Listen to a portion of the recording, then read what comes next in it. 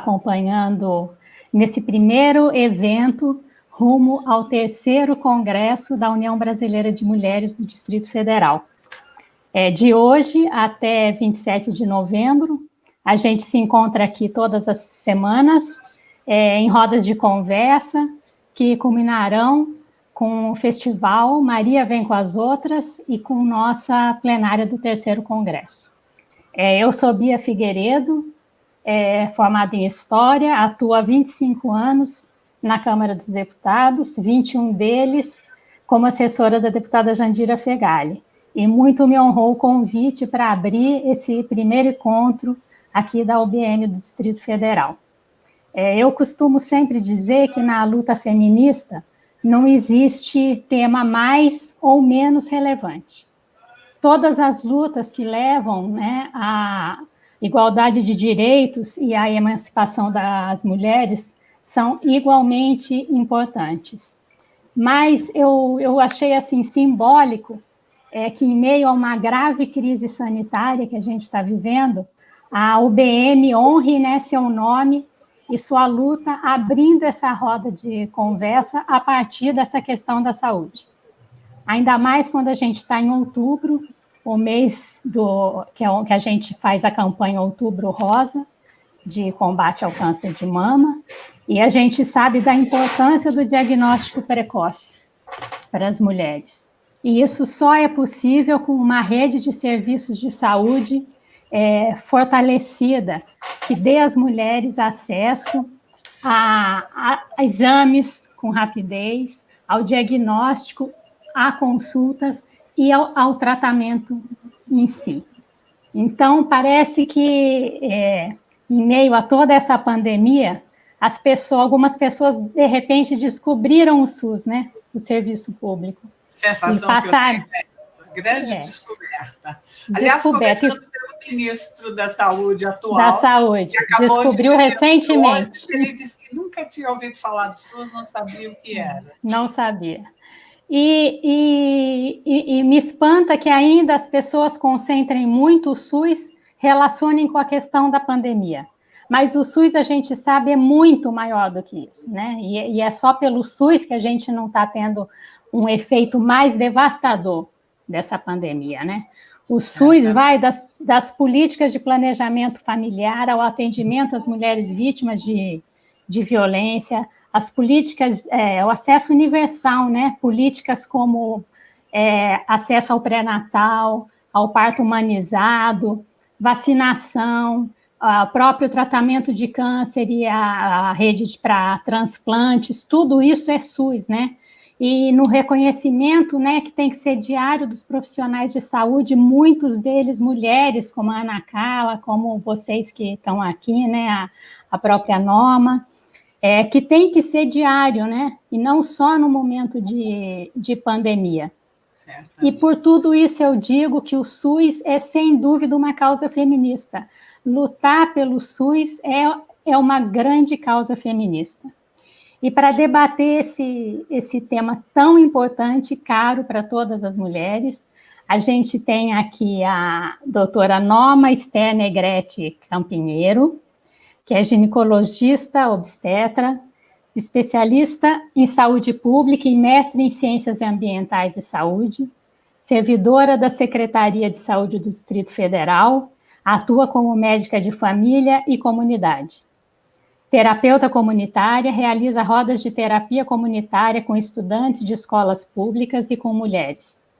Compõe a Rede Nacional de Médicas e Médicos Populares e é membro da União Brasileira de Mulheres, UBM, e do Centro Brasileiro de Estudos em Saúde, o SEBS. Temos também aqui a Ana Carla, que é enfermeira há 25 anos, mãe solo aos 13, formada na Universidade Federal do Estado do Rio de Janeiro, Unifesj Unirio, atua como enfermeira de saúde e comunidade na Secretaria Estadual de Saúde do Distrito Federal. E a socióloga Elizabeth Barros, que tem pós-graduação em Planejamento e Pesquisa pelo MPO e PEA-FGV, em Economia do Setor Público pela Unicamp. Servidora pública aposentada, já exerceu atividades como técnica de planejamento e pesquisa do IPEA, coordenadora de planejamento do Ministério da Saúde e professora em diversos cursos de especialização e doutorado em saúde pública, entre outras. Para explicar um pouquinho como vai ser a rotina dessa roda de conversa, Mulheres e o SUS, a gente começa dando 10 minutos para as considerações iniciais de cada convidada, que todas já foram apresentadas. Depois dessa rodada inicial, as perguntas estão abertas, a gente vai receber as perguntas que aparecerem pela transmissão no Facebook. A gente vai selecionar algumas pelo tempo, e cada convidada vai ter um tempo de 3 minutos para responder as considerações, sempre com uma margem de tolerância, e depois 1 minuto final para fechar, né, com as considerações finais. Sempre lembrando que o encontro é semanal, e na próxima semana, também quinta-feira, às 19 horas, a gente prossegue com o debate Mulheres Ocupam a Política. Mas para começar hoje, com esse debate Mulheres e o SUS, eu passo a palavra primeiro para a socióloga Elizabeth Barros, pelo tempo de 10 minutos, e eu aviso quando estiver faltando 2 minutos. Com a palavra. Ótimo. Eu não sei se a gente começa a discutir já a questão do SUS, ou se talvez fosse importante que o SUS, dado o desconhecimento até pelo ministro da Saúde do SUS, talvez a gente devesse falar um pouquinho como é que surge o SUS, né? Por que que o SUS surgiu? Ele surge na década de 80, a partir da necessidade de se redefinir um sistema de saúde que tivesse condição de atender de maneira universal a população brasileira. Que é aquela altura, só tinha acesso às ações e serviços de saúde, e, na verdade, era muito mais acesso à assistência médica, que é diferente de ações e serviços de saúde, quem tinha um vínculo formal de trabalho, quem tinha previdência social, e aí essas pessoas tinham acesso à rede do INAMPS. E quem não tinha, quem não tinha vínculo formal de trabalho, simplesmente não tinha acesso a ações e serviços de saúde.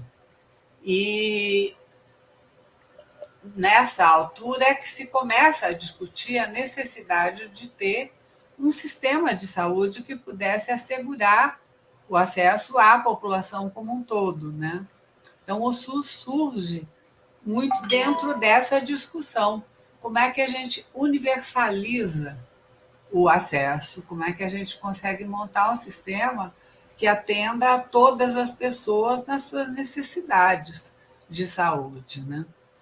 E isto significou, primeiro, um embate com o INAMPS, porque significava você ter aquilo que passa a existir com o SUS, que é a universalização, significava também que a população passava a ter direito de utilizar a rede do INAMPS, né? E isto foi objeto de muito conflito, muitas dificuldades, que você, Bia, que trabalha em pedir para te contar, que ela acompanhou isso bem de perto. E, então, o surgimento do SUS, nesse momento, ele tinha esse objetivo, quer dizer, criar condição para que a população independente.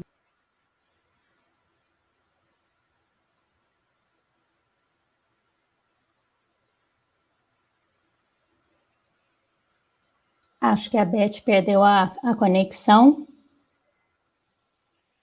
Não tá me ouvindo? Beth?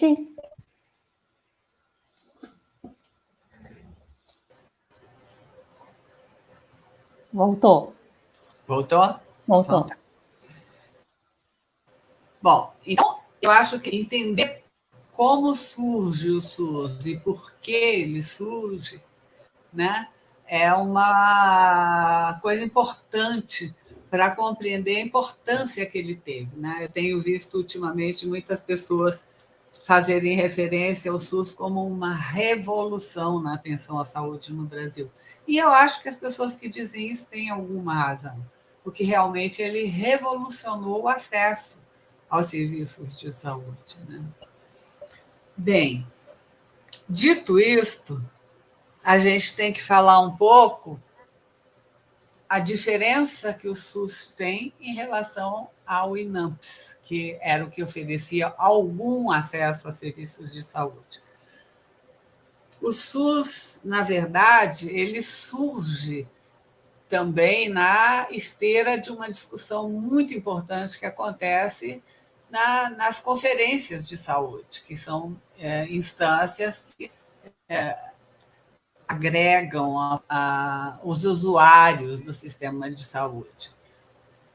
E nessas conferências de saúde, se começou a colocar a questão da necessidade de você ter um olhar para a saúde que fosse diferente daquele olhar que estava presente no INAMPS, que era o olhar da assistência médica. Então, a primeira coisa que eu chamaria atenção é que o SUS traz uma concepção diferente do que é saúde, do que é acesso a condições de saúde, não mais pura e simplesmente a serviços de saúde. Né? E isso foi uma mudança importante que ele traz quando ele é criado. E aí, o que mais eu posso dizer nesse momento? Essa discussão coincidiu com a realização da 8ª Conferência Nacional de Saúde. As conferências de saúde têm um papel muito importante na concepção do SUS, porque nessas conferências se discutia com muita clareza que tipo de sistema de saúde a gente gostaria de ter no Brasil. E aí, nessas discussões, ficou muito claro, primeiro, uma coisa de que o direito à saúde é um direito universal. Todas as pessoas têm direito à saúde. E que saúde é mais do que assistência médica, é diferente de você olhar para a saúde como a cura da doença. Não era só isso. Era de garantir as condições de desenvolvimento de uma saúde que todas as pessoas pudessem ter acesso, mas a saúde não como cura da doença apenas, mas como construção de uma vida saudável. Né? Eu acho que essa é outra questão importante de chamar a atenção, porque eu acho que o SUS foi muito importante, a discussão sobre o SUS foi muito importante para que essa concepção se tornasse um pouco mais disseminada, digamos assim. Bem, isso posto, como é que começa a acontecer o SUS? Depois da 8ª conferência, a discussão toda sobre a reforma sanitária se colocou, né? E a necessidade de ter um sistema de saúde que tivesse todas as funções necessárias para garantir essa condição de saúde e para a população como um todo, que não fosse apenas para quem tivesse inserido no mercado de trabalho. Quer dizer, isso fez com que a discussão sobre determinantes de saúde, com as condições para que as pessoas tivessem saúde, fosse uma discussão muito presente na origem do SUS. Né? E não por acaso, a hora que se começa a discutir condições para a criação do sistema, a primeira providência foi a criação da comissão pela reforma sanitária, né? Porque passava mais do que reorganizar as instituições que prestavam serviços. Havia que fazer com que a discussão sobre o que é saúde e como assegurar saúde fosse uma discussão muito mais ampla, que tivesse presente em todas as instâncias de atenção. Então, essa é uma questão que eu acho que é importante ter claro, para que o SUS seja visto não apenas como um provedor de serviços, como de alguma forma o INAMPS era, né? O SUS é mais do que isso. Ele é um sistema que traz, junto com ele, uma nova concepção. E a primeira concepção diferente que ele traz é que todo mundo tem direito à saúde. O direito à saúde é um direito universal para todas as pessoas. Não pode estar restrito à sua inserção no mercado de trabalho. Então, acho que essa é a primeira grande contribuição que o SUS traz para a questão da saúde no Brasil. E tem N outras, porque essa coisa de pensar que saúde é muito mais do que prover assistência médica, né? Você tem que ter outras formas de atuar na sociedade, no Estado, para garantir condições de saúde para a população que vão além de garantir o acesso a uma consulta médica ou um serviço, uma hospitalização quando ela precisar. Tem que garantir isso também, obviamente, mas é muito mais do que isso, né? Então, acho que o que eu acho importante ter claro é que o SUS ele faz realmente uma revolução na concepção do sistema de saúde brasileiro. Quer dizer, ele não é uma coisa que vem só para prover serviços de atenção à saúde quando as pessoas ficam doentes, mas é toda uma...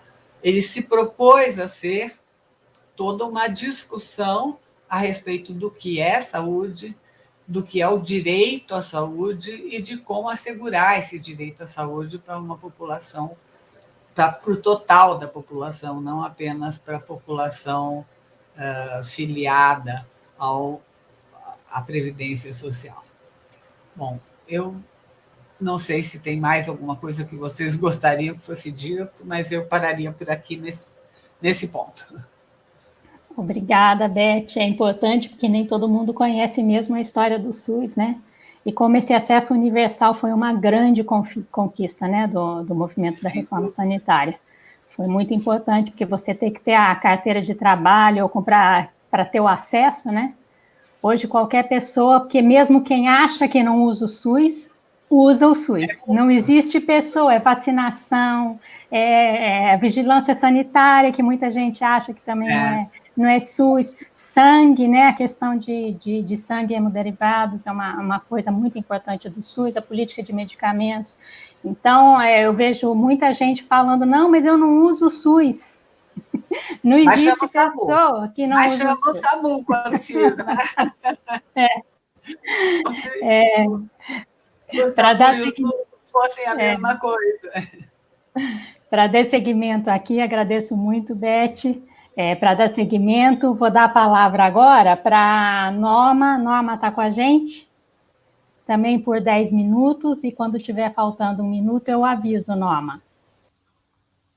Tudo bem. Boa noite, companheiras que estão na mesa. Boa noite, Ana Carla, Bia e Beth. É uma honra estar aqui dialogando com as mulheres no início desse processo do 3º Congresso da União Brasileira de Mulheres, a UBM, aqui no Distrito Federal. É importante lembrar que a Constituição, né, acabou de completar 32 anos, né, e o SUS também, de fato, né, no, na consolidação e na implantação e na criação do Sistema Único de Saúde aqui no Brasil. Então, eles são comparado, por exemplo, com o serviço que existe na Inglaterra já tem desde 1948, né, que é o serviço público, que é sempre tido como exemplo, que ele existe. Então, ainda temos percorrido a metade do caminho. Muita coisa ainda precisa ser resolvida com relação ao SUS, né, construída, implementada, fortalecido, né, o sistema tem que ser fortalecido. Lembrando ainda que a questão do SUS também tem a ver com a questão do recurso econômico, do subfinanciamento, e agora com a emenda constitucional 95, que retira ou estabelece um teto de gasto, né?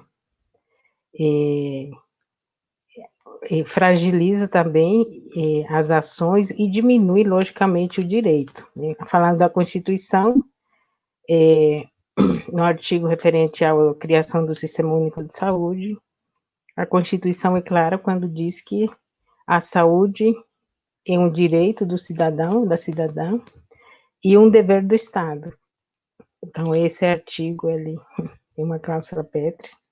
E como direito, então, se há recurso, né, se os recursos estão diminuídos, então o risco é grande para que esses direitos, né, de acesso à saúde de maneira integral, eles fiquem comprometidos.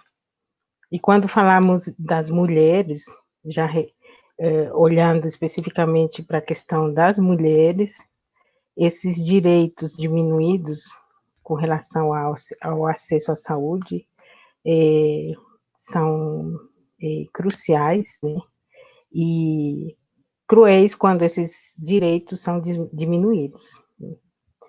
Mas reduzindo mais o nosso olhar com relação ao Sistema Único de Saúde no Distrito Federal, nós temos também aqui no Distrito Federal uma especificidade, né, que é considerado um estado-município, né?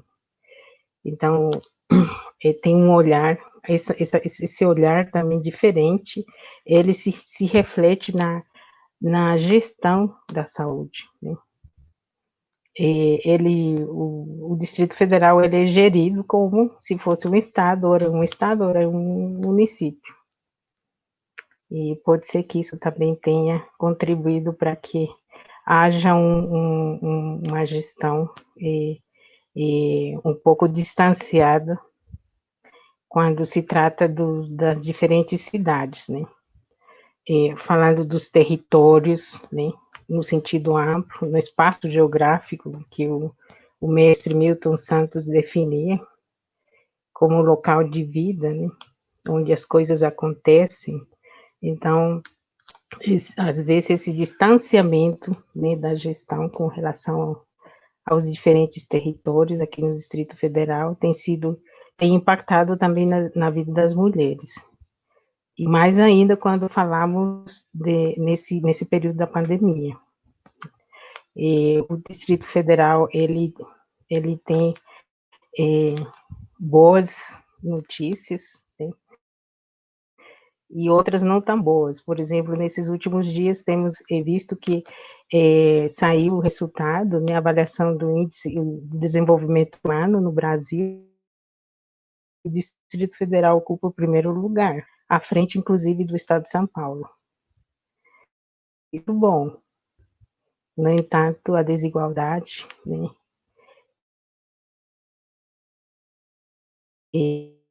ela existe.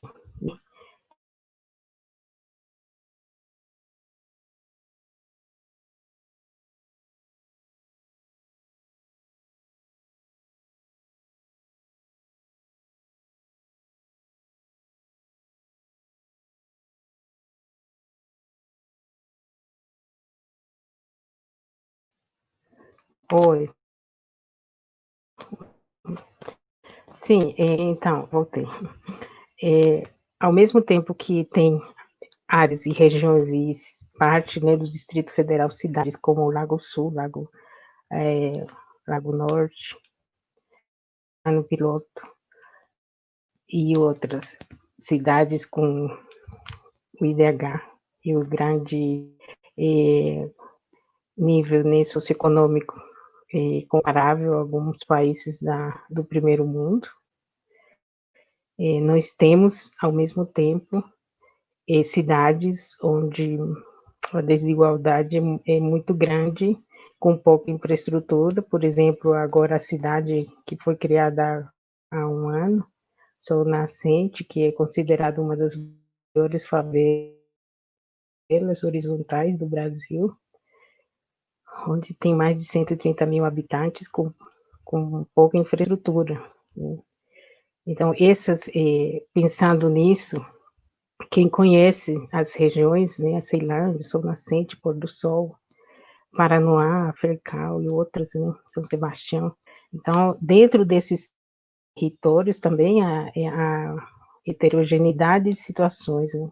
E isso afeta, logicamente, as mulheres, principalmente quando falamos de pandemia, né? Afeta as mulheres no sentido de que são as mulheres, né? Temos também dados recentes, tanto da CODEPLAN quanto do IPA, e no Distrito Federal, 51% das mulheres, 51% as mulheres são responsáveis dos lares economicamente, e principalmente nas regiões com problemas de socioeconômicos, né? Por exemplo, na Ceilândia, né, Paranoá. Quanto menos escolaridade tem a mulher, né, mais ela será responsável economicamente do lar.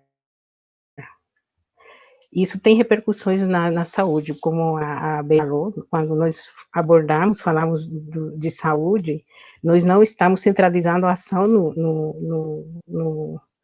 na assistência médica, nem na consulta médica. O SUS tem um grande diferencial quando abordamos a atenção primária em saúde, que se exemplifica na estratégia de saúde da família. Quer dizer, é uma equipe que trabalha, que está dentro do território, né? As pessoas definem como sendo a estratégia da família, a atenção primária em saúde, como sendo a porta de entrada da rede. Eu considero que a equipe de saúde da família, né, a unidade básica de saúde, é a casa das mulheres no território. Porque, mesmo que a gente queira omitir, mas é a mulher que é essencialmente a cuidadora do corpo dela, a cuidadora dos filhos, dos netos, do sogro, dos avós, dos agregados. Então, é na unidade básica de saúde que a mulher encontra, né, o referencial, não somente para manter a saúde, mas para ter acesso também às ações de prevenção de agravos e de promoção de saúde. Então, é lá onde ela vai encontrar orientações, e muitas vezes o acolhimento em questões trabalhistas, orientações e etc. Então, nesse contexto, nós visualizamos que o Distrito Federal tem, em média, 60%, 70%, não chega a 70% de cobertura, né, de atenção primária, o que significa que há territórios ainda que não têm acesso à atenção primária, e isso fortalece, né, influencia a que haja um olhar mais hospitalocentro. As pessoas, entre elas as mulheres, procuram mais os hospitais quando elas não têm acesso às unidades básicas de saúde dentro do território, dentro das comunidades. Então, logicamente, voltando a falar do território e das mulheres aqui no Distrito Federal, era sabido que o impacto da pandemia, o impacto negativo, cruel, estaria mais evidente nessas comunidades, nessas cidades onde as mulheres têm mais problemas de acesso a serviço, né? Onde tem menos saneamento básico, onde tem mais aglomeração de pessoas, e onde a posse da terra também não está ainda definida, resolvida, onde há menos estrutura no que se refere à questão do Estado, de fato.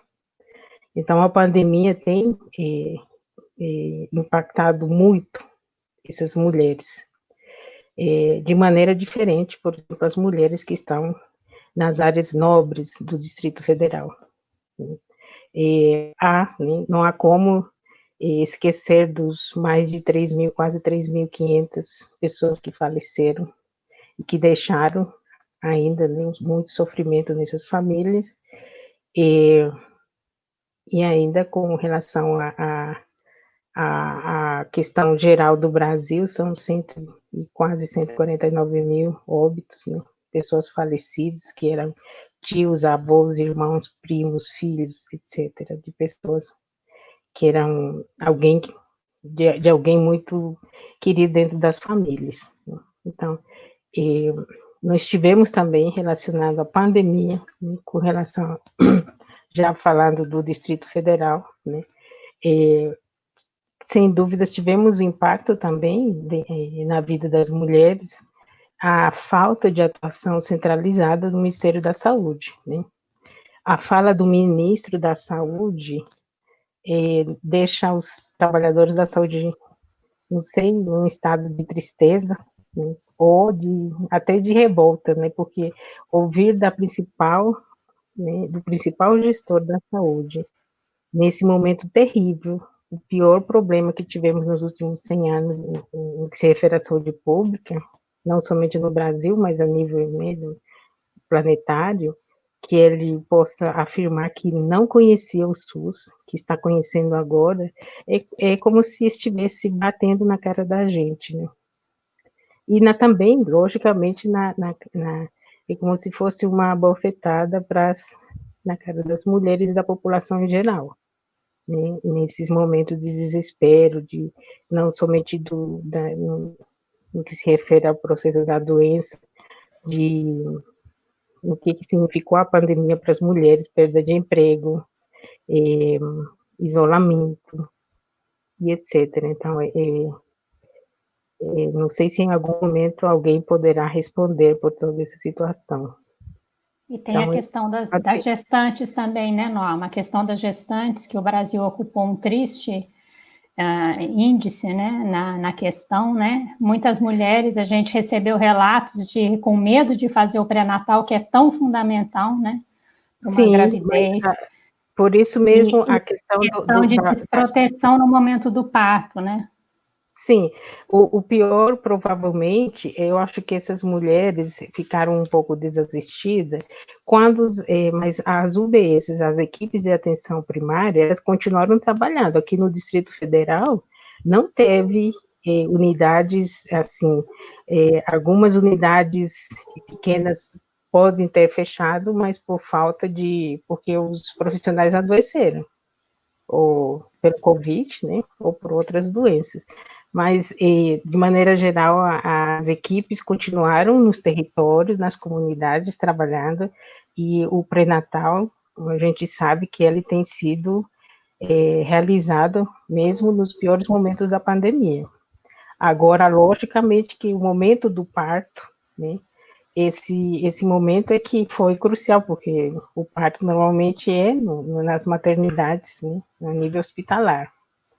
E os territórios onde tinha menos equipes de saúde da família, é aí onde as gestantes provavelmente ficaram sem essa assistência, ou ficaram um pouco também perdidas com relação ou a equipe não conseguiu inicialmente lidar, né, com isso. Mas a maioria das equipes que a gente ficou sabendo, na minha equipe mesmo, a gente não deixou em momento algum, inclusive de realizar as visitas domiciliares, com todos os cuidados, né? realizamos as visitas pós-parto para avaliação do binômio mãe e filho.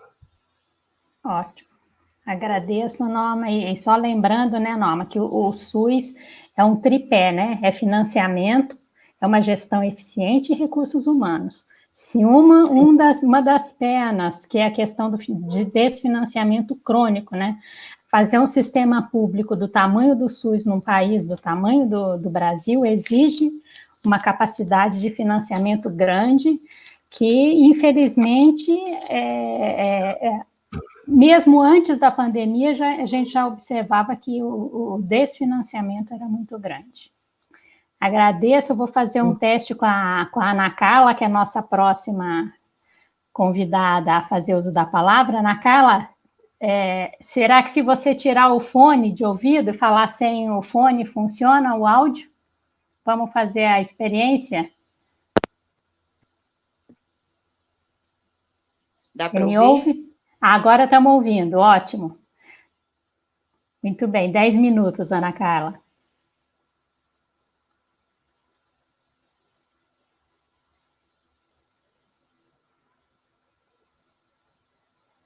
Não estamos ouvindo, Ana Carla. Acho que tem que desligar mesmo o fone. Agora, colocou? Ouvindo, ótimo. Beleza. Tudo bem?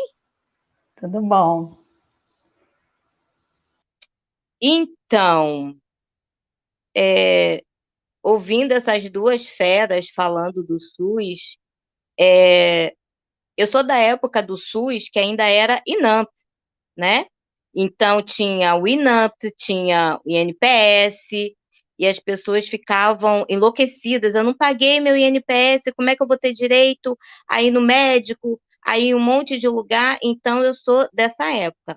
Na época em que se falava em construir o SUS, vamos falar assim, eu estava estudando, então eu estava na faculdade. Então, era uma coisa maçante, porque até então o SUS era uma coisa só de papel, a gente não via o SUS acontecer.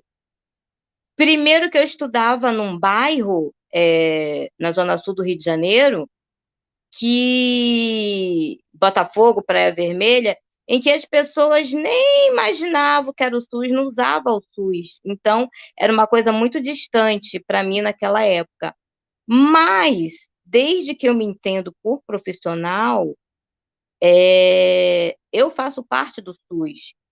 Eu sempre fui funcionária pública, então eu comecei a ser funcionária pública municipal, funcionária pública estadual, funcionária pública federal, e hoje eu sou federal e sou estadual. Então, aí foi quando eu comecei a ver o SUS propriamente dito, na sua, vamos dizer assim, na sua existência. Então, muita coisa aconteceu. Eu me lembro que aqui no Rio de Janeiro ainda tem um hospital chamado IASERJ. Nossa, para você ser atendido no IASERJ é como se você tivesse sido atendido no hospital de ponta. Então, era uma coisa assim, nossa, eu tenho direito ao IASERJ. Mas, com o passar do tempo, algumas outras instituições públicas que davam assistência, elas foram, vamos dizer, sucumbidas pela falta de verba, o não contrato de funcionários através de concurso público. Então, isso se acabou. E quando eu fui para Brasília, em 2004, eu senti uma diferença muito grande na relação de tratar o SUS como se via aqui no Rio de Janeiro. Então, aqui no Rio de Janeiro, você tinha os centros de saúde, o posto de saúde, a UACPS, a UMAMPS, tinha um monte de sigla que juntou tudo, hoje virou o PS, né? Então, no Distrito Federal, quando eu cheguei, ainda tinha os centros de saúde. Ainda tinha o tal do Família em Casa, Saúde em Casa, Fundação Zerbini, um monte de coisa que tinha lá. E aí, então, o que aconteceu? Eu falei, caramba, aqui é bem diferente, mas, como já foi dito, o Distrito Federal, ele acumula essas duas funções e características que é de Estado e de município. E eu acredito que ele não saiba dividir o que, no momento, ele tem um papel de Estado e no outro ele tem um papel de município. Pois bem, desde quando eu entrei na Secretaria Estadual de Saúde do Distrito Federal, que antes era a Fundação da Saúde, ainda se fala muito nisso, o que acontece? As pessoas estavam acostumadas com aquele modelo, vamos dizer assim, ao grosso modo, picotado de atendimento. Então, tinha a sala da mulher, sala da criança, sala do adulto, sala do idoso, sala do adolescente, sala de tudo. E, de repente, a gente teve que trabalhar no modelo de estratégia saúde da família, que no Distrito Federal ainda não se entende como é que isso funciona. A UBS que eu trabalho, que é a UBS 1 do Paranoá, que faz parte da região leste, ela era um centro de saúde. Então, os funcionários, eles trouxeram consigo, quando nos tornamos UBS, quando nos tornamos Estratégia da Saúde da Família, ainda aquele modelo de atendimento de centro de saúde. Não, eu só vou atender criança porque eu sou pediatra, eu só vou atender mulher porque eu sou ginecologista. Não, eu não sei lidar com criança, eu tenho medo. Então, a gente tem essa dificuldade de, vamos dizer, de acolher, que muito se fala no acolhimento, né? Muito se fala a porta de entrada, o acolhimento, a triagem, como é que a gente vai receber esse usuário? E a gente passa por isso. Uma outra questão é a questão de espaço. Querem se fazer atenção primária à saúde e estratégia da saúde da família em espaços pequenos e com equipes que não são totalmente consistidas. Então, quando ele vem e faz uma notícia, temos 154 equipes de estratégia da saúde da família, você pode pegar que 50% daquelas não estão consistidas. Umas têm só médico, outras têm só enfermeiro, outras têm médico, enfermeiro, não tem técnico. A gente tem um problema muito sério com agente comunitário de saúde, porque no Distrito Federal o agente comunitário de saúde ele é um servidor público, ele não necessariamente precisa morar na comunidade, ele não necessariamente precisa fazer parte daquele território, então, e ele não entende qual é o papel real dele, né? Então a gente tem essas dificuldades. Outra coisa também, existe no Distrito Federal uma coisa chamada plano piloto e cidade satélite, né? Que se a gente for trazer para uma cidade, para um estado que não seja o Distrito Federal, a gente fala de capital e subúrbio. Então, vamos lá. Como já foi falado, o sol nascente, né, e depois veio o seu amigo, que é o pôr do sol, eles são, sim, considerados uma das maiores favelas horizontais que tem. Se eu não me engano, ele supera até a Rocinha, aqui no Rio de Janeiro, que é considerada a maior favela da América Latina. Mas, em contrapartida, no sol nascente, você não vê praticamente quase nada. Então, é o esgoto a céu aberto, as unidades básicas de saúde que lá tem, elas não são consistidas, porque tem muito profissional que não quer ir trabalhar lá, porque é longe, o chão é de barro, a violência ainda impera, a gente sabe que lá tem um índice de violência muito grande, e aí acaba concentrando todo mundo aonde? No plano piloto. E ainda temos, correndo, vamos dizer assim, por fora, os chamados entorno. Então, eu acredito também que o entorno, ele é um grande sugador do Sistema Único de Saúde no que se refere no Distrito Federal. Então, você sai de Santa Maria, você pisa no Valparaíso, você pisa em Lusiânia. Você sai de Planaltina, você pisa em Planaltina do Goiás, que se chamam de Brasilinha, você pisa em Formosa, você sai do PADEF, você está perto de Padre Bernardo, vamos dizer assim. Então, o Distrito Federal, ele, além de cumprir com as ações estabelecidas no SUS, né, nos seus princípios e nas suas outras ações, ele ainda tem essas características de ter uma concentração enorme de poder aquisitivo, de serviços, de oportunidades, no que se chama plano piloto, e você não tem como dissolver isso para as cidades satélites e para o entorno. Pois bem, vamos agora falar das mulheres. Eu posso dizer que eu trabalho com mulher desde quando eu me formei na enfermagem. Então, a mulher, ela é, vamos dizer assim, o meu objeto, a mulher, ela é o meu norte. Então, quando se fala de mulher, eu levanto logo as orelhinhas, parecendo aquele cachorro assim, aquela cadela, opa, mulher. Realmente, essa pandemia para as mulheres, além de tudo que a pandemia trouxe, a pandemia ela foi péssima, ela foi prejudicial, ela foi nociva, ela destruiu vidas, ela acabou com mulheres. Então, a gente teve um número muito grande de abortos, a gente teve um número muito grande de pré-natal que se iniciaram após o primeiro trimestre, ou seja, pré-natais que já foram iniciados com 20 semanas, com 19 semanas, com 30 semanas, justamente porque as mulheres achavam que eu não vou para o posto de saúde porque tem pandemia, eu vou chegar lá, vou ser contaminada, e a gente não parou de trabalhar nesse sentido. Mas aquilo que foi passado pela mídia, aquilo que foi passado na televisão, deixaram as mulheres com medo, né?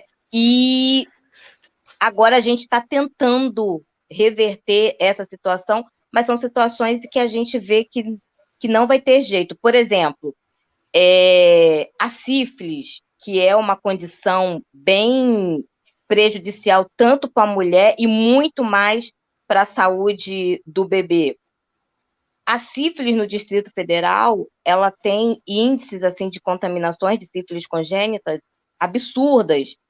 E nessa pandemia, a gente teve muitos bebês que nasceram portadores de sífilis congênitas, né? Por quê? Porque a mulher abriu pré-natal, ela vinha para poder fazer as doses da bezetacil, a bezetacil às vezes tinha, às vezes não tinha, na farmácia para ela comprar era caro, então ela não acabava não tomando, não acabava fazendo o tratamento de maneira adequada, e aí não tinha como a gente evitar essa criança que não nascesse de sífilis congênita.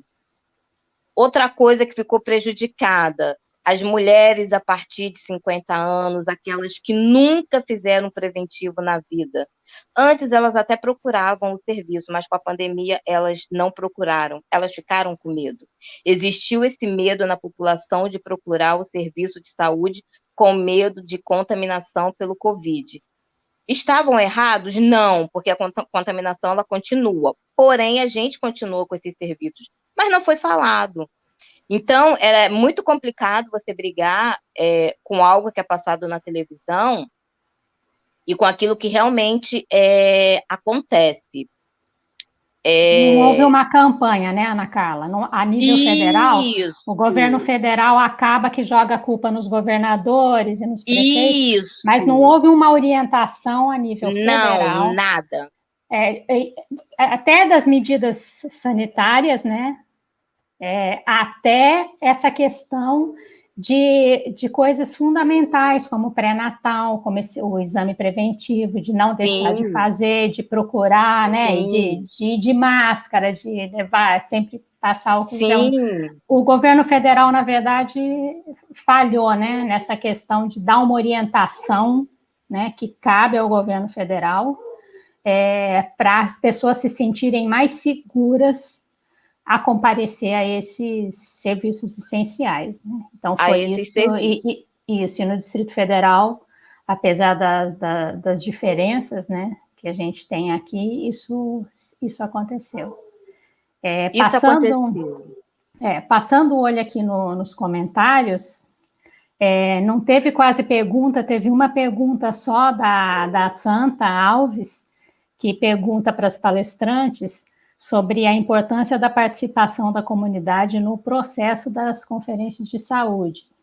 No mais, os comentários todos, e eu também gostaria que as palestrantes pudessem falar sobre isso, essa importância da defesa do SUS, né, como patrimônio do país, e como isso, porque o debate hoje é mulheres e SUS, né, nesse contexto de pandemia, e na visão de cada uma de vocês, o que vocês acham que mais impacta na vida das mulheres, né, em meio a uma pandemia, né, e essa busca pelos serviços de saúde, que vocês acham que fica assim mais difícil para as mulheres, principalmente com esse depoimento que a Ana Carla trouxe, né, de lugares mais afastados do plano piloto, né, que não tem acesso, às vezes tem que vir. Então, a pergunta da Santa em relação à participação das comunidades nas conferências, e como cada uma de vocês sentiu o impacto na vida das mulheres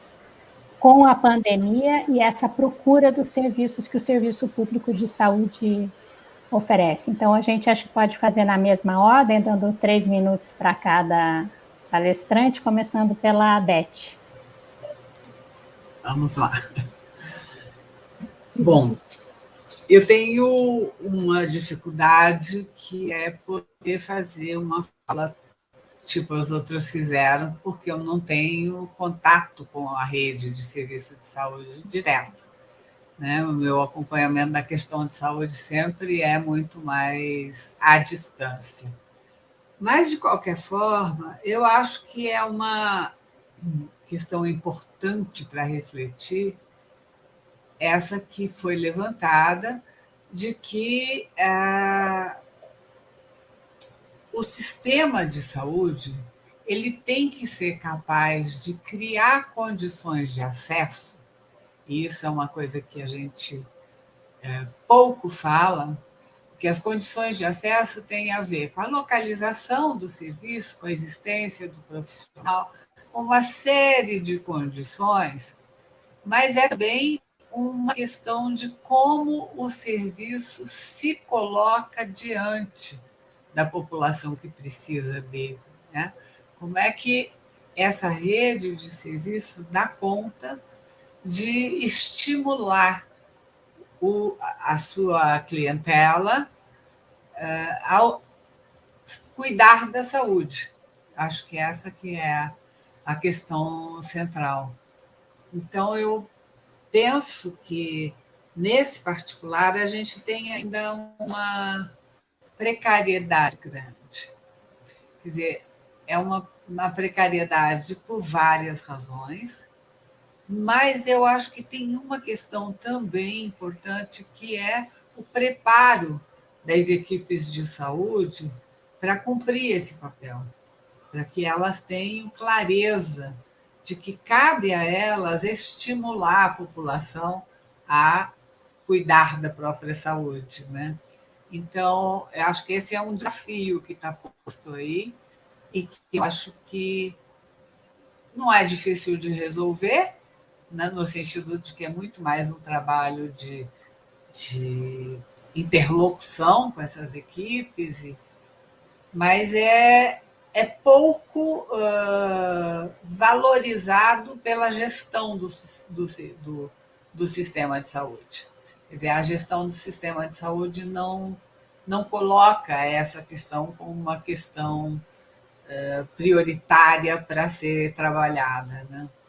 Então, eu acho que essa é um desafio importante que a gente tem que enfrentar e que não vejo nenhuma dificuldade para que ela seja encarada, mas eu acho que ela não está sendo devidamente, tenho a impressão, como usuária do sistema, menos do que como profissional do sistema, que eu uso o SUS,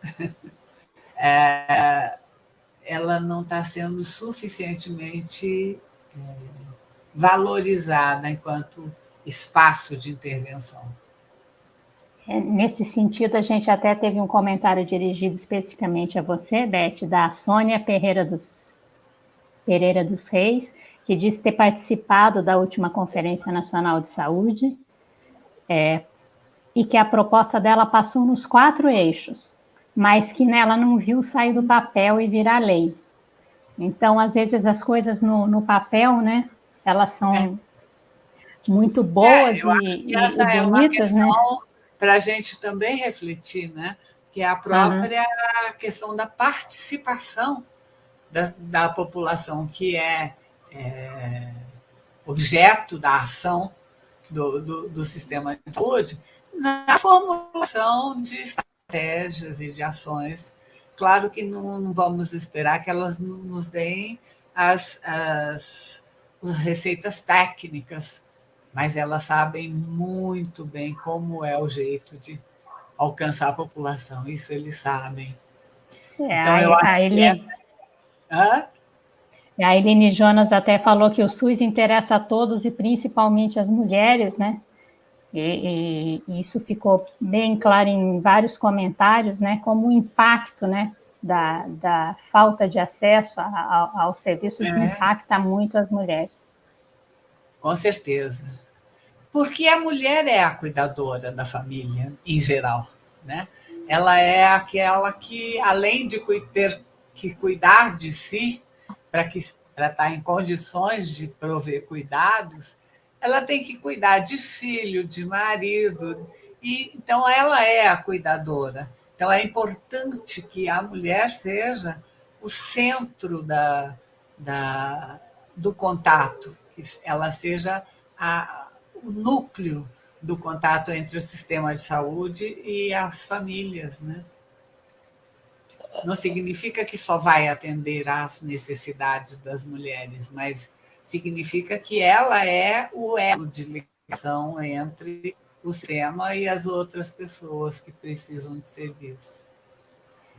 Se as outras duas pudessem comentar, porque a Beatriz Gregory falou uma coisa muito importante, que ela gostaria de ouvir vocês falando, que é sobre as outras consequências, né, sobre a vida das mulheres, por exemplo, a saúde mental e estresse, porque essa carga de ser a cuidadora, né, e nesse momento de pandemia, com trabalho remoto, filho, né, essa questão já dessa ansiedade, isso acaba sobrecarregando muitas mulheres, né, uma pergunta, esse impacto também na saúde mental das mulheres, né, nesse momento de pandemia. Você quer comentar alguma coisa, Beth? Não, é Norma. Não, eu acho que essa questão do estresse é uma questão que a gente tem que estar, o sistema tem que estar preparado para trabalhar, porque ela vai ser muito intensa, né? Ela vai estar muito presente. E seguramente vai estar presente através, principalmente, das mulheres, porque elas são aquelas que mais estão sendo vítimas desses problemas, né? Por tudo que a gente já disse aqui do seu papel de intermediar a atenção aos outros elos da família com o sistema de saúde. Então, acho que a atenção à saúde da mulher ela tem que ser redobrada nessa circunstância que a gente está vivendo. Ela tem que ser colocada como prioridade. Norma, surgiu uma outra pergunta aqui também da Rita Poli, sobre essa questão, porque havia um debate muito grande, sempre houve um debate muito grande sobre o sistema público, muitos críticos dizendo que tinha que ser deixado tudo para o mercado, né? E até no começo do governo Temer, se não me engano, começou um debate sobre microplano de saúde, como se fosse fazer um plano B, para quem não tinha tanta condição, né, mas aos poucos ir sucateando o SUS e acabar deixando tudo para a iniciativa privada. E a Rita Poli fala se vocês acham que esse debate que vai surgir, mesmo não tendo eleição aqui no DF, mas a partir das eleições municipais e nesse momento de pandemia, se vocês acham que isso acaba pode fortalecer, né, essa resistência em defesa do sistema público de saúde. O que você acha, Norma? Sim, eu gostaria de responder que em todas as eleições, a primeira pauta que aparece, qual é? Saúde. Quando não é a primeira, é a segunda. Quando a segurança é a primeira, a saúde é a segunda. Todos querem resolver, todos falam muito bem da saúde, falam muito bem do SUS, que vamos fazer isso. A maioria promete, né, essencialmente nos municípios, promete construir hospitais, promete isso. Né? Na realidade, a estrutura da rede, né, do SUS. Não vamos esquecer que o Mandetta, antes de sair do Ministério da Saúde, ele formalizou, né, a terceirização também da atenção primária em saúde. Então, é também uma face, né, de desestruturação da rede. Né? Os embates, né, contra os ataques ao SUS continuam. Não é nessa eleição que o SUS vai, na realidade, o que vai fortalecer é a comunidade, os territórios, o povo participar dos conselhos de saúde, na hora de votar, eleger quem realmente sempre foi pautada pela defesa do Sistema Único de Saúde. Não é somente na teoria, de fato, ter coerência entre a fala e a atitude e o que está fazendo o candidato ou a candidata. Porque todos prometem maravilhas para a saúde, resolver o problema de saúde. Então, nós temos que ter esse diálogo com a comunidade, né, principalmente com as mulheres, que são as que ficam com as maiores sequelas, né, quando o sistema enfraquece, para que elas possam realmente pensar e garantir, olha, quem está contra o Sistema Único de Saúde, eu não vou conseguir apoiar. E tentar construir dentro, de baixo para cima, né? Fortalecer essa rede de apoio e, de fato, chegar até o parlamento para derrubar a emenda constitucional 95, né? Evitar que nos municípios, assim como aqui no Distrito Federal, a terceirização avance, né? Nós sabemos que a terceirização é uma privatização, né, uma espécie de privatização, mas é uma ocasião também de muitos problemas com relação a recurso, né, a controle social. O recurso chega, mas os conselhos de saúde não conseguem mais, nem a Secretaria de Saúde. Né?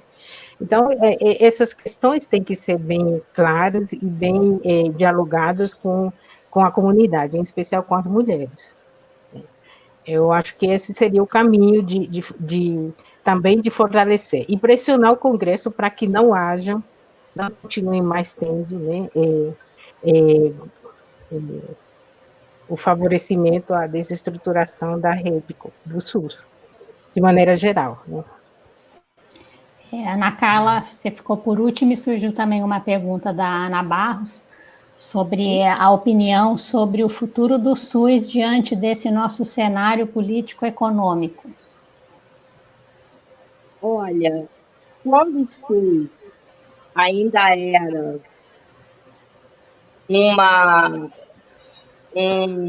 vamos dizer assim, um programa de Estado, eu ainda tinha muitas esperanças. Mais de um tempo para cá, ele passou a ser objeto de voto e passou a ser um programa de governo. Então, a gente vê muita gente falando do SUS, que ele é isso, que é aquilo, que ele é maravilhoso, em lugar nenhum do mundo você tem as coisas de graça, aonde que você vai conseguir medicação para tratamento de HIV, coisa que em muitos países a pessoa ela precisa pagar para ter esse tipo de tratamento, é que a gente tem de graça. Eu gostaria de ter uma perspectiva, um prognóstico muito bom, mas no atual cenário que a gente está vivendo, eu não vejo muito esse prognóstico ser muito bom, não. A mulher, ela poderia estar com muito mais voz, mas o que a gente tem visto nos últimos anos, e principalmente neste ano, é querendo calar a mulher. Quando a gente diz a mulher, ela tem o direito de escolher o que ela quer fazer, aonde ela quer ir, o que ela deseja, esse direito dela está sendo negligenciado.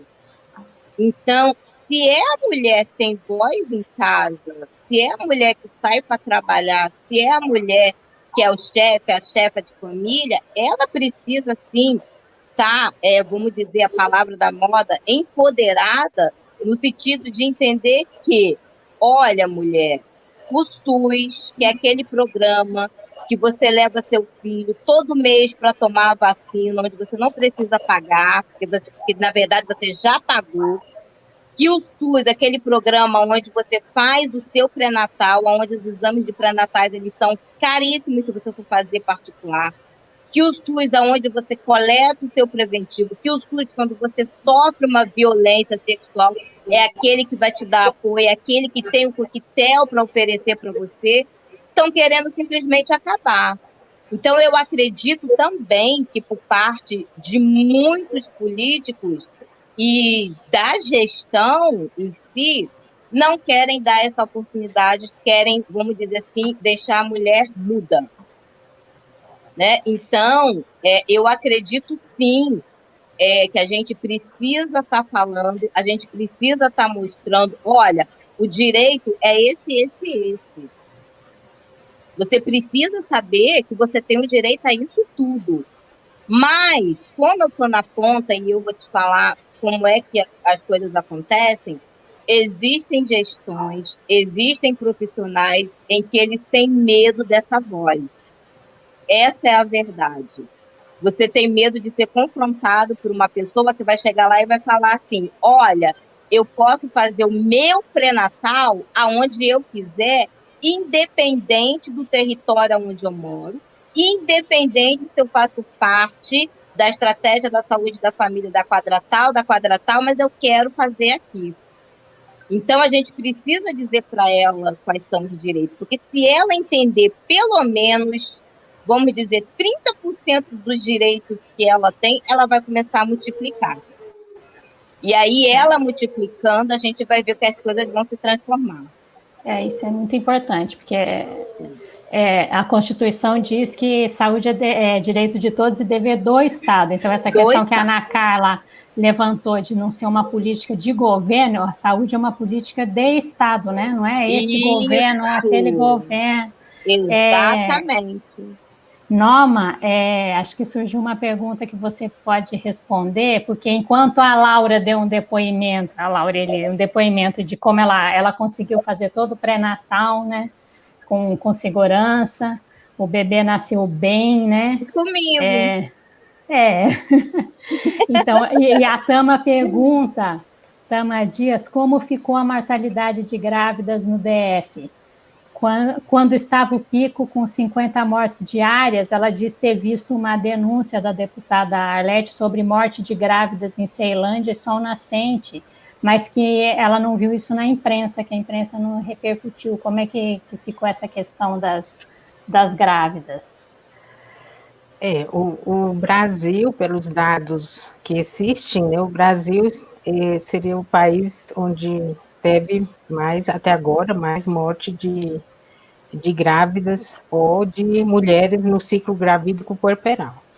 E o Distrito Federal ainda não tem dados conclusivos. Eles demoram um pouco para oficializar os dados, porque há uma investigação. Né? Existe o Comitê de Investigação de Óbito Materno, né? E que inclui, inclusive, o período, né, após o parto, para você considerar que foi uma morte materna. Né? Mas já vi, no último, um dos relatórios que apareceram, haveria 7. Só que na Ceilândia, na cidade de Ceilândia e no hospital da Ceilândia, houve, né, a maternidade em algum momento, pelo que eu lembro, não sei se a Ana Carla lembra, eles fecharam porque transformaram o hospital quase que para, porque a Ceilândia Ceilândia inclui Sol Nascente também, viu? Pôr do Sol. Sim. né? Então, é a cidade onde mais casos houve, né? Onde mais mulheres adoeceram pelo Covid, né? E também é a cidade que tem a maior quantidade de óbitos, né? E foi lá também, lembremos que o Distrito Federal e as mulheres também, nessa questão de ouvir duas vozes, foi aqui em Brasília, que o ministro andava sem máscara, que o presidente foi na Ceilândia comer espetinho, no início da pandemia, né? Então, tem essa questão também que influencia muito, né? As pessoas que estão sem trabalhar, sem remuneração, e sem recurso, né, elas vão ter que sair em algum momento. E essas pessoas, então, é lógico que, voltando à questão da Ceilândia, que teve um maior impacto, e provavelmente há dados, né, que indicariam, né, que na cidade de Ceilândia, não necessariamente no Hospital da Ceilândia, porque muitas grávidas são atendidas também em Tauatinga, ou no HMIB, né? E algumas mulheres que dizem que moram na cidade de Ceilândia são de Águas Lindas de Goiás. Como a Ana Carla falou, né, a região metropolitana, ela tem os municípios do entorno sul, eles têm, né, acesso. Então, algumas gestantes chegam e afirmam que residem em Ceilândia, e na realidade são de Águas Lindas de Goiás, por exemplo.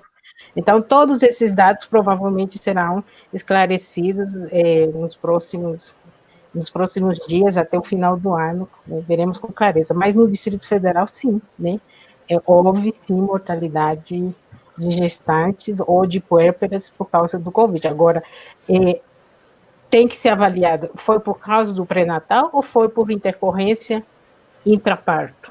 Né? Porque tem esses componentes também, né? Então, pelo que o primeiro relatório mostrava, a maioria delas era pelo componente intraparto. Quer dizer, durante a assistência ao parto que teve alguma complicação, o gestante que chegava com hipertensão, com pré-eclâmpsia, né? Então, teve esses que inclusive, né, a hipertensão específica durante a gravidez é a principal causa ainda de morte materna. E outra questão também a Carlélia Fernandes Lima está perguntando que na impressão dela também essa questão das mulheres que precisam recorrer aos serviços de aborto pelo SUS, se houve algum retrocesso durante a pandemia, alguma restrição nesse acesso para realizar os serviços de aborto legal aqui no Distrito Federal? Você sabe dizer, Ana Carla? Sim, não, por incrível que pareça, semana passada, antes de eu entrar de férias, eu estou de férias aqui no Rio de Janeiro, a gente recebeu uma paciente do Paranoá, que é onde eu trabalho. Ela sofreu o aborto, ela deu entrada comigo, porque eu estava no acolhimento, e aí a médica da equipe dela não estava, mas a assistente social estava. Ela foi toda orientada. Eu esqueci como é que é o papel que a gente dá para ela, a siglazinha. Eu esqueci agora. Ela foi para o HMIB, foi acolhida lá no HMIB, tudo sem ter que passar, fazer ocorrência policial, assinar não sei quantos papéis, porque eles não estavam querendo que a mulher assinasse um termo dizendo que, olha, você vai abortar essa criança e vai acontecer isso. Nada disso aconteceu. Ela realizou o aborto dela, conforme manda todo o protocolo. Depois ela voltou para a gente para poder fazer o acompanhamento do pós-aborto. Isso eu posso dizer aconteceu semana passada, uma paciente nossa da quadra lá do Paranoá, que sofreu a violência sexual do marido, vamos dizer, ela não queria, era do marido, né? Eles estavam separados, aí ele forçou, entrou, ela não queria criança, foi lá e expôs toda a situação, foi atendida no HMIB sem qualquer empecilho, sem nada. A gente entrou depois para ver como é que foi o acolhimento, o procedimento, estava tudo lá, foi atendida. Eu não sei como é que chama o programa da mulher no HMIB, eu sei que no Paraná, se eu não me engano, no Agarranha Margarida, no Paraná, se eu não me engano, é Girassol, alguma coisa assim. E a gente ficou até surpreso, porque a gente pensou, nossa, a mídia estava colocando o aborto, né, o direito da mulher ter o aborto, como se fosse criminalizando algo que já é um direito dela.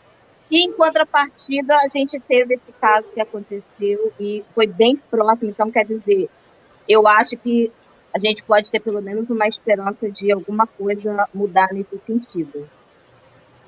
Eu agradeço muito. Assim, a gente planejou uma conversa de 1 hora, já está passando 1h15, né? Quando a conversa é boa, a gente nem sente o tempo passar, né? Mas a gente já caminha, então, para o encerramento. Quero agradecer muito a presença da Ana Carla, da Elizabeth, da Norma. E lembrando que a semana que vem, na próxima quinta também, às 19 horas, continua esse ciclo de debates que a UBN aqui do Distrito Federal está promovendo, com outro tema assim, importantíssimo, que é a questão das mulheres que ocupam a política. Então, conto com a presença de todas na próxima quinta-feira. Agradeço muito a todo mundo que participou, que mandou comentário, pergunta, às nossas palestrantes.